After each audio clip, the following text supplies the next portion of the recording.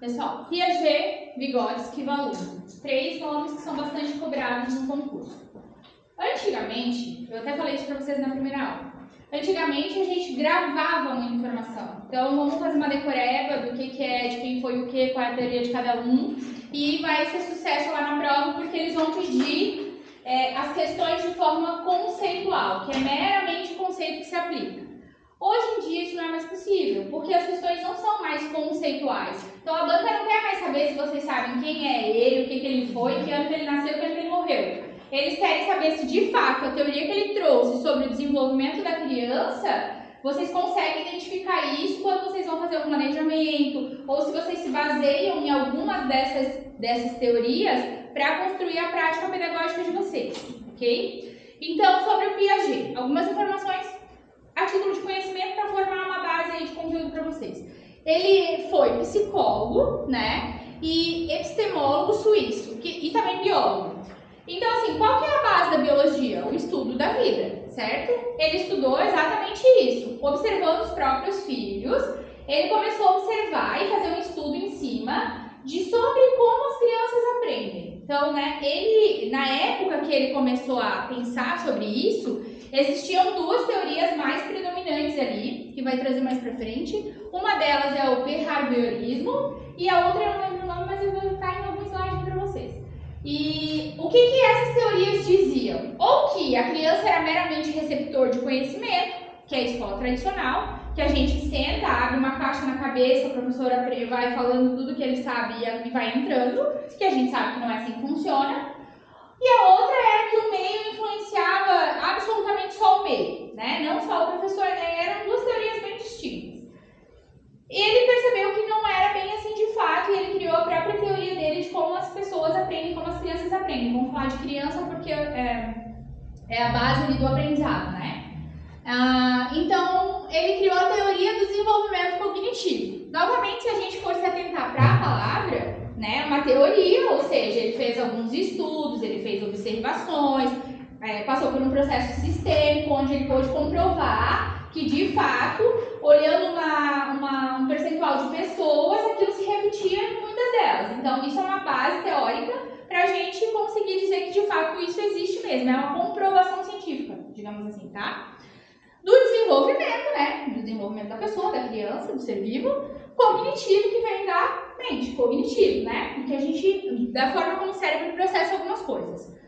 Ele considera, então, que a criança é ativa na construção do seu conhecimento. Então, que ela não é um mero receptor de conhecimento, que ela participa desse processo. E aí vocês vão ver que a teoria dele, na verdade, ela diz ao contrário. Meramente somos nós nesse processo. O meio e aquilo que a criança já conhece do mundo é o que faz com que ela aprenda, tá? Quais são os princípios centrais? Eu trouxe uma escala de princípios centrais aqui para vocês, porque vocês estão com esse material aí, vocês vão levar para casa também para vocês revisarem novamente depois.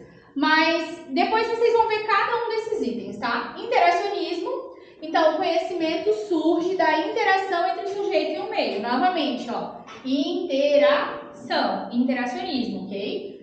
Construtivismo, o indivíduo constrói o saber a partir das suas experiências. Estágios, então aqui é o que mais cai em concurso, são os estágios do desenvolvimento de Piaget, né? O desenvolvimento ocorre em sequência fixa, não se pode pular etapas. Isso é importante, por isso que eu botei entre parênteses, tá? Assimilação, então a pessoa assimila, né, interage com novas informações, esquemas que já existem e o cérebro faz uma assimilação. Aqui é importante, eu vou trazer uma técnica de memorização para vocês por assimilação, que eu descobri que é uma das mais eficientes, tá? Acomodação, então modifica os esquemas para lidar com novas informações. E equilibração. Mas vocês percebem que cada etapa dessa, ela traz consigo já no nome da etapa já uma informação. Então eu interajo, eu construo, né, os estágios, que são o quê? Etapas, né?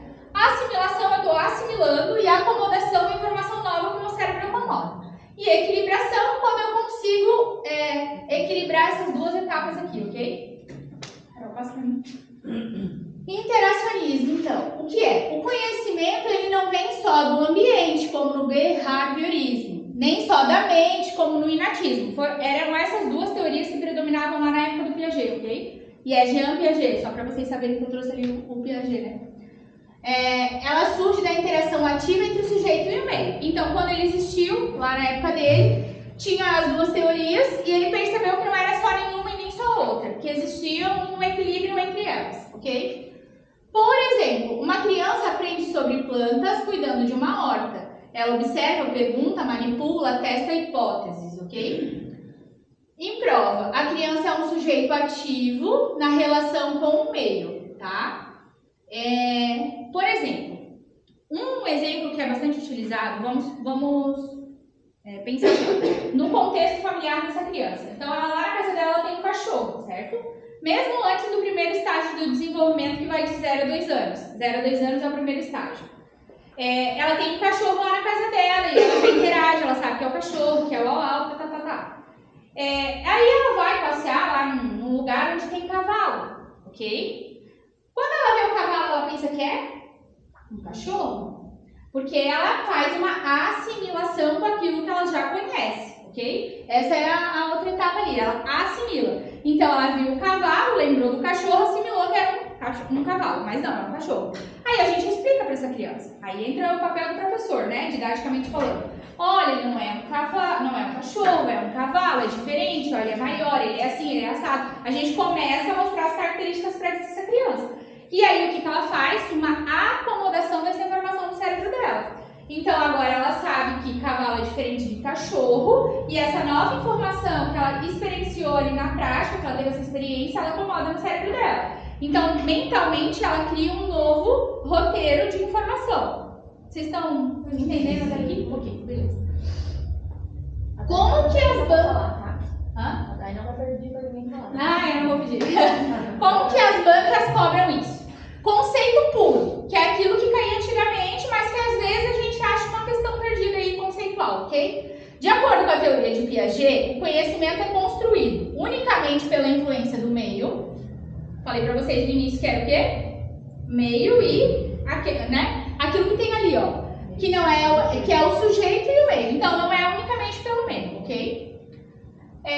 Apenas pela maturação biológica, sem o meio também não é. Então vocês sabem que a teoria deles são duas situações. Pela interação entre sujeito e meio, que é exatamente o que está escrito aqui, ok? Pela repetição e reforço de comportamentos. Isso aqui é Skinner, tá? Quando a gente trabalha lá no ABA, que é repetição e reforço. Então, não é isso, ok? Aqui a gente pode fazer de uma forma dedutiva. Isso é conceito puro. Difícil cair, mas talvez caia, tá? Para que vocês conceituem ali o que é. Porque a banca da FURB, ela não tem essa perspectiva de trabalhar esse conceito puro. Ela vai trabalhar o conceito numa pegada mais aplicada, numa pegada mais atual. Então, para ela, o conceito é que todo mundo já soubesse esse conceito. Então, agora, por isso que eles reformulam toda a prova de cada município, é muito individual. E aí eles vão reformular essa perspectiva para aplicar na prova. Porque assim, ó, o que vale para o professor saber isso aqui? Vamos pensar na nossa prática lá. Para que isso serve pra gente? Se eu estou trabalhando com criança, se eu quero ensinar uma criança, né, seja ela em qual estágio que ela está, eu preciso saber como ela aprende, certo? Então é uma base teórica pra gente, por isso que as bancas cobram isso. Só que não basta eu saber qual é a teoria do Piaget, eu tenho que saber como que isso se aplica lá na minha prática. Aqui eu não trouxe uma aplicada, mas eu trouxe uma comparativa, porque eles também cobram isso. O quê? Você sabe quem é Piaget e quem é Vygotsky? O que é zona de desenvolvimento proximal, o que é a teoria do Piaget, o que é estágio de desenvolvimento? Né? Você sabe que um é do Piaget e o outro é do Vygotsky, ou que outro é do Valuma, Montessori ou Emília Ferreiro? Quem é quem? Então eles vão comparar. Então, assim, a Jéssica vai trabalhar Vygotsky, depois vocês sabem que o Vygotsky, a teoria dele a base da teoria dele é a zona de desenvolvimento proximal, ok? Vamos lá. O interacionismo de Piaget difere do behaviorismo, por quê? Piaget considera a criança passiva na aprendizagem. Passiva. Criança passiva já é contraditório. Então ali já dá para eliminar que não é passiva, porque a criança não é passiva, né? Então às vezes o próprio enunciado ele nos traz informações sobre a resposta. O behaviorismo nega a influência do meio? Não, tá? Ele não nega, mas não é a teoria central dele. Não é que ele negue a influência do meio, mas ele acha que ela acontece de outra forma, ok? Mas digamos que eu não soubesse, vou deixar em stand-by para a gente analisar as próximas. C. Piaget entende que a criança constrói conhecimento na interação com o meio. Interação, meio, né? O behaviorismo valoriza mais a maturação biológica. Também não é correto. Então, dessas, a que mais se encaixa dentro do que está sendo pedido, e sabendo que a teoria do Piaget é a interação, o sujeito e o meio, a gente vai saber que a alternativa correta é a letra C. Então, percebam que aqui ele já está contextualizando e comparando com outra teoria. Então, né, vocês têm que ter a base das teorias. E aqui ele está na teoria propriamente pura. E em alguns momentos eles vão cobrar a contextualização dela. Pode passar, Carol. Construtivismo, mais um item dentro da teoria do Piaget. O que é? O indivíduo constrói seu conhecimento reorganizando informações a partir das próprias experiências, que foi o que eu falei agora sobre o cavalo e o cachorro, ok? Ao brincar com blocos, a criança descobre como encaixar as peças para formar uma torre. Não copia o modelo pronto, mas cria estratégias, ok? Ela está construindo, né? Ela tem lá uma visão de torre na cabeça dela, de palácio e tal, mas ela projeta isso em cima de uma coisa que ela não conhece, por exemplo, tá? Em provas, o construtivismo deixar o aluno aprender sozinho. O professor propõe desafios e situações e problemas. Eu vou dar uma aprofundada nisso aqui mais pra frente, tá? De que forma que o construtivismo, que é parte da teoria do Piaget, vai ser cobrado lá dentro da pergunta? Da forma conceitual direta, sobre o conceito. O que é conceito? O que é? Quando eu pergunto o que é tal coisa, né? De acordo com a perspectiva construtivista do Piaget, o papel do professor é transmitir conhecimentos prontos e acabados? O conhecimento é pronto e acabado? Não, toda vez a gente está conhecendo e aprendendo alguma coisa, já dá para eliminar, né? Organizar experiências que estimulem o aluno a construir seu próprio conhecimento? Vamos deixar em stand-by. Garantir a memorização de conteúdos por repetição? Não, isso nem é pertinente à criança, memorizar conteúdo por repetição, né? Ainda mais nos dias de hoje. Afastar o aluno de situações, problemas para evitar frustrações? Esse é o objetivo de vocês lá na escola? Não. Então, a resposta correta é a letra B, né? Não é tão difícil, né? O que pesa, eu acho, muito mais dentro dessas perguntas e dentro da prática ali na hora que vocês estão fazendo a prova é o gerenciamento da emoção. Porque se você parar friamente para analisar igual vocês estão olhando aqui hoje, vocês sabem responder. Talvez lá numa prova já muda o contexto, o cenário. De forma aplicada, que é o que eu tenho dito para vocês até agora. Uma professora apresenta um conjunto de blocos de diferentes formas e cores para que as crianças criem livremente construções. Durante a atividade, ela circula pela sala, faz perguntas que incentivam o raciocínio e propõe novas formas de montagem. Essa prática está de acordo com um construtivismo por quê? Porque ela estimula a construção ativa do conhecimento a partir da interação com o material e a mediação do professor. Porque ela reproduz modelos prontos para facilitar a memorização. Não, né? Vocês já sabem que modelos prontos não existe rigidez, essas palavras, o que tiver dentro de frase vocês já podem eliminar, ok?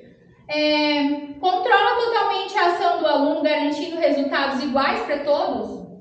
Vocês sabem, a prática de vocês não tem resultado igual. Posso utilizar o mesmo método aqui para todo mundo, uns vão aprender, outros não, porque né, cada um tem uma condição biológica, genética e cognitiva diferente. Evita que o aluno enfrente desafios cognitivos? Não. A nossa função enquanto docente é estimular desafios cognitivos, né? Então, dentro dessas alternativas, a que melhor representa a teoria, mesmo que eu não saiba o que ela é a alternativa da letra A. Agora vem o negócio. Estágios do desenvolvimento cognitivo, tá? Novamente, ó. Estágios são o quê? Etapas. Desenvolvimento cognitivo é o desenvolvimento, né, do cérebro, ok? O que é então, né? O desenvolvimento segue uma ordem fixa de estágios. Fixa, ok? Sensório motor, pré-operatório, operatório concreto e operatório formal. Isso é uma desgraça para gravar, mas vamos lá. Vamos começar de 0 anos. O que são? Vamos associar marcos do desenvolvimento. Essa palavra é familiar para vocês? Sim. Quando a gente olha uma criança dentro da sala e a gente chama lá a mãe para dizer que essa criança não está de acordo com a faixa etária dela. Porque eu percebo que ou ela tem um atraso comparado aos demais, ou ela tem um avanço comparado aos demais. Ou mesmo comparando com a faixa etária dela. Isso são marcos do desenvolvimento. Por exemplo, até 2 anos a criança precisa falar. Né? Isso é um marco de desenvolvimento. Se passar de 2 anos, pulou o estágio, já está em atraso. Então, isso é uma coisa que vocês têm propriedade dentro da sala de aula. E os estágios do Piaget é basicamente baseado nisso, na ordem biológica, comparando aos marcos de desenvolvimento. O primeiro, sensório motor, depois eu trouxe uma tabela para vocês, mas ele vai de 0 a 2 anos. É o único que é de 0 a 2 anos. Os próximos a gente vai classificar a cada 5 anos. Se o primeiro vai até 2 anos, o segundo começa com quantos anos? 3. E ele vai até quantos anos? Se o próximo são em 5, 3. 4, 5, 6, 7. Na verdade, ele vai até 7, né? Se a gente considerar o 2. E o outro vai dos 7 até os 11 e o outro é a partir dos 11, ok? Mas só para vocês saberem, 5 anos, o primeiro é até 2 e o último é acima de 12, tá?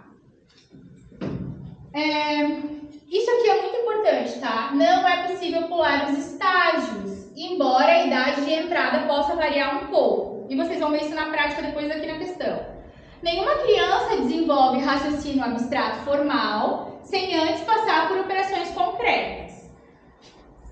Matemática.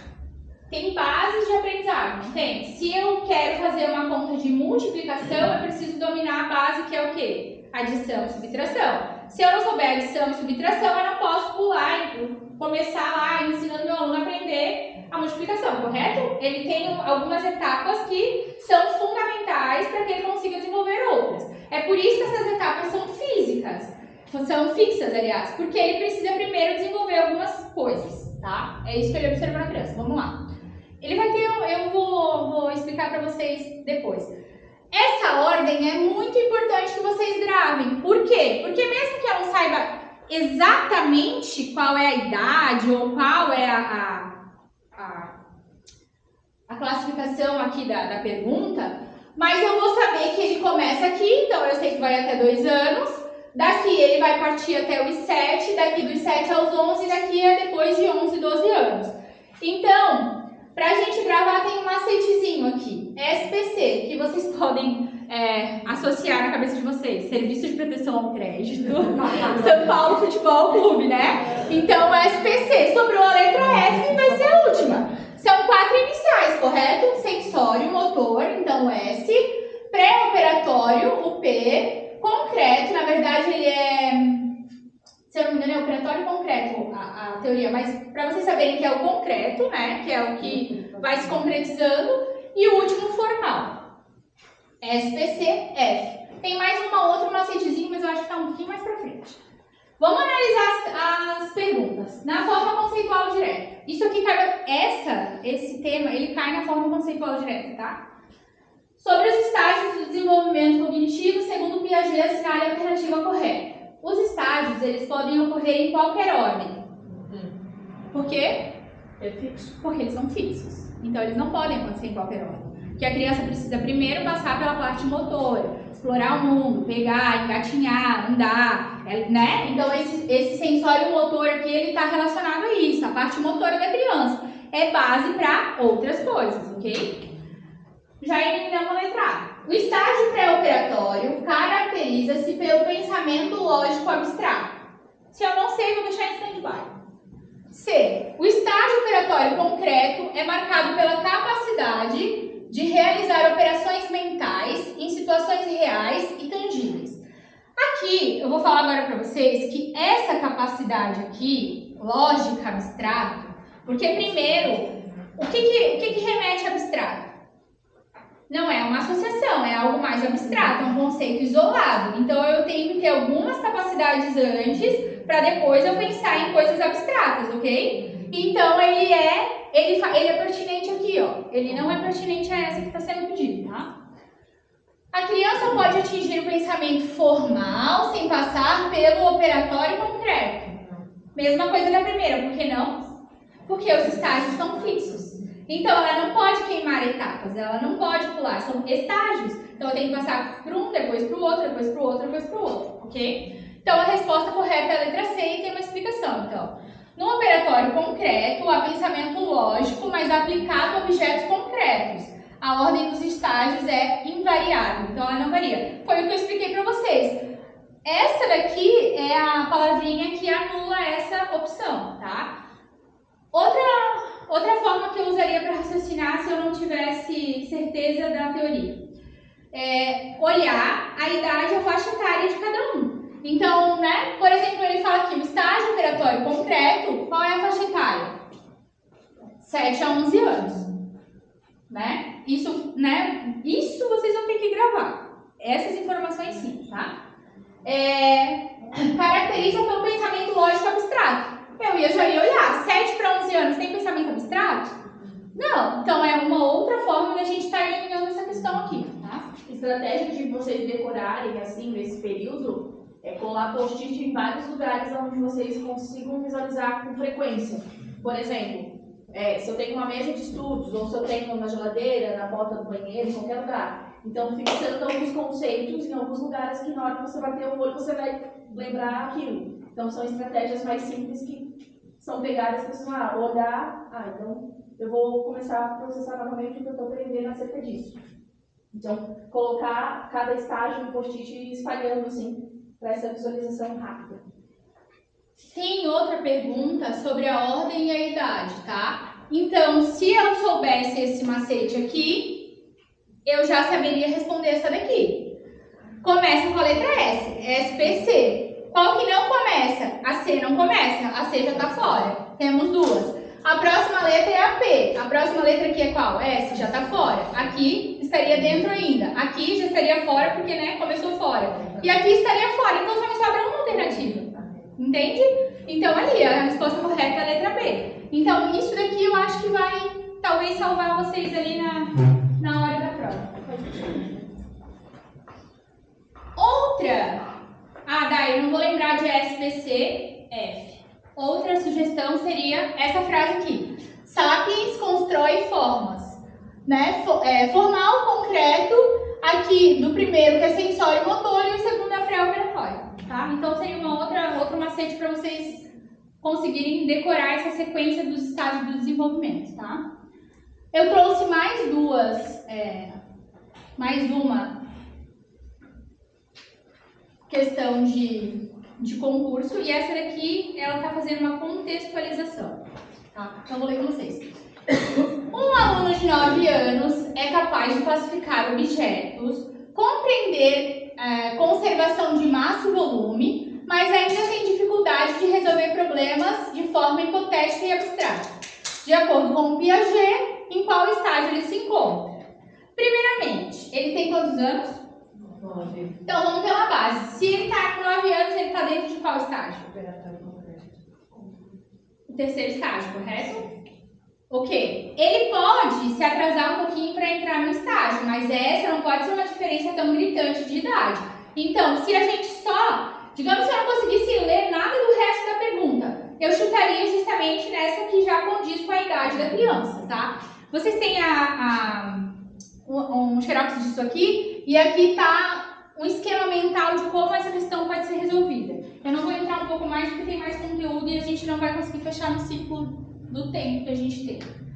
Outra tabela para vocês se basearem dentro desses desenvolvimentos. Então, aquele da idade explora o mundo pelos sentidos e ações, né? Questão de sentir e de motricidade. É o começo do que a criança começa a desenvolver. Passou de 2 a 7 anos, pré-operatório. Representa objetos com palavras ou imagens e usa o raciocínio indutivo, tá?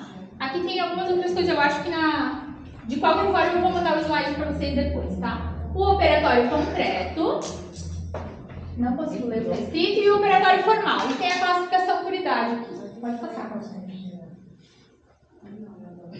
Aqui tem mais de uma classificação, então, tá? Eu já coloco no grupo PDF. Estágios do desenvolvimento cognitivo, sensório motor, 0 a 2 anos, sentido, ação, permanência do objeto. Pré-operatório, de 2 a 7 anos, pensamento simbólico, egocentrismo, sem reversibilidade. 3. Operatório concreto, de 7 a 11 anos, lógica concreta, conservação e classificação.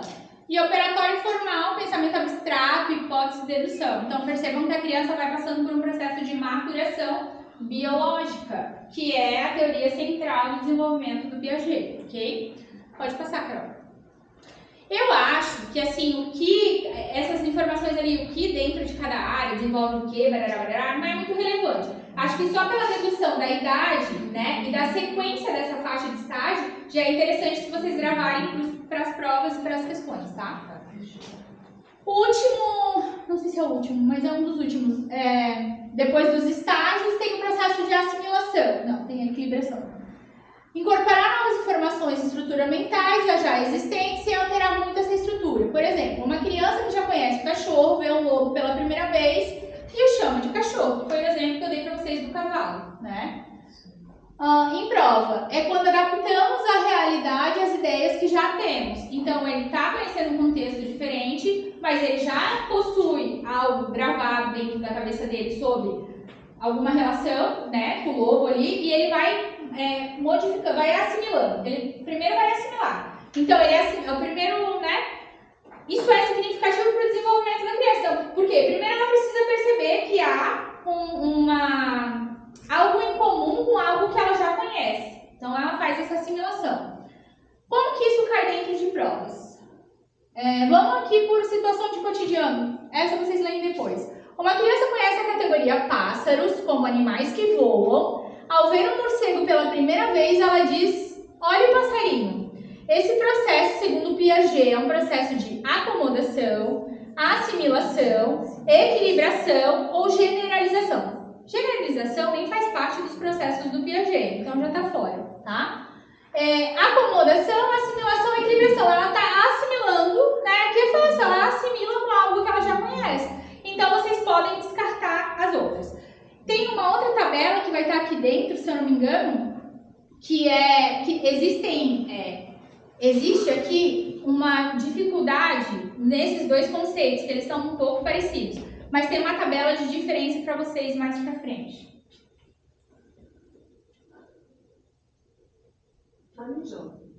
Assimilação. Volta então. Ah, tá.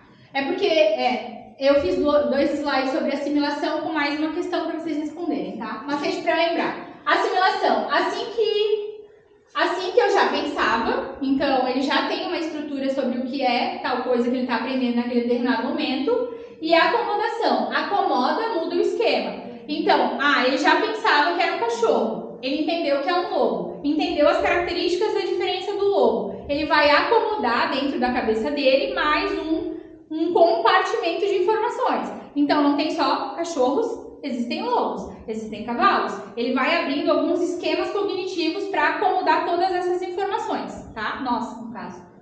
Pode passar, Carol. Acomodação. Modifica as estruturas mentais para se ajustar a novas informações que não se encaixam no que já sabemos. Após aprender sobre o lobo, a criança entende que ele é diferente do cachorro e cria um novo esquema mental, o que eu acabei de explicar para vocês. Em prova é quando adaptamos nossas ideias à realidade. Tem uma questão conceitual direta e uma questão aplicada. Uma criança que conhecia apenas cachorros e ao conhecer o lobo, entende